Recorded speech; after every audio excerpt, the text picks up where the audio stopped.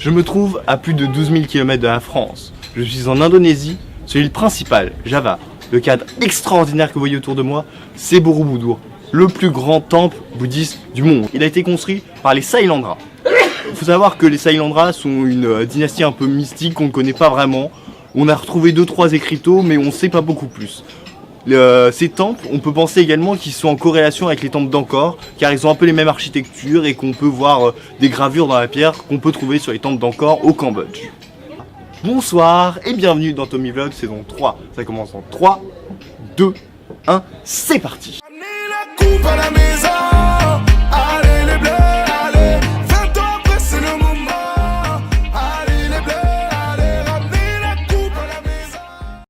Bonjour à tous et bienvenue à Borobudur.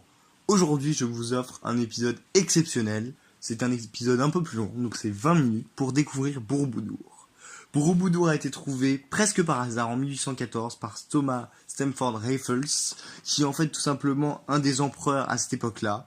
Et en fait il va faire une chasse et lui il se déplaçait pas, c'est ses valets qui l'ont trouvé. Et du coup, il a fallu près de 2 mois et 200 hommes pour déterrer Borobudur de terre. Le temple, en fait, c'est aussi un sanctuaire dédié à Bouddha, et du coup, pour les bouddhistes, c'est extrêmement important, c'est même un pèlerinage.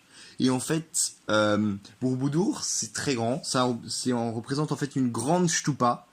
Et dans cette grande stupa, donc vous verrez, il y a des étages, vous verrez, une stupa, c'est une espèce de cloche où est renfermée une tête de Bouddha.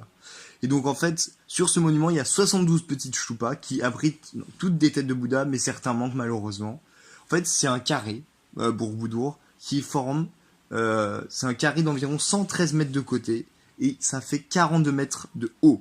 Il faut savoir qu'en fait, à chaque fois que vous allez monter un étage à Borobudur, ça va symboliser un pas vers le nirvana.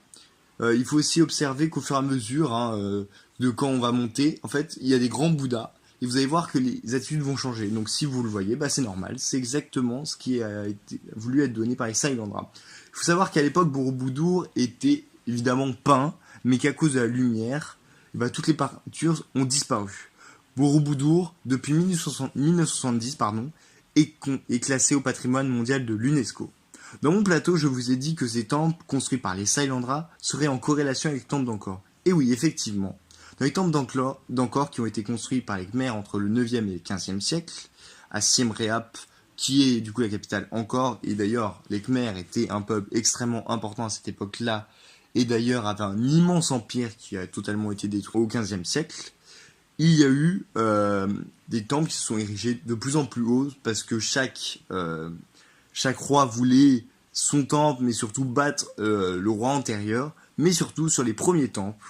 Et c'est assez impressionnant, c'est qu'il y avait beaucoup de Bouddhas gravés. C'est donc pour cela que je pense, et que d'autres personnes pensent, que ces deux temples seraient en corrélation avec les Sailandras, auraient certainement pu collaborer avec les Khmers. En tout cas, après toutes ces explications, je vous laisse découvrir les temples. J'espère que ça va vous plaire. Et franchement, profitez et n'hésitez pas à me donner vos retours, car c'est la première fois que je fais un épisode plus long, mais vraiment...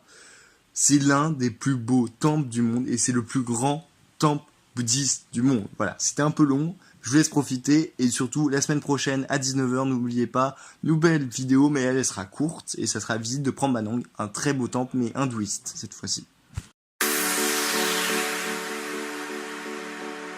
Hey you, I saw you from the distance.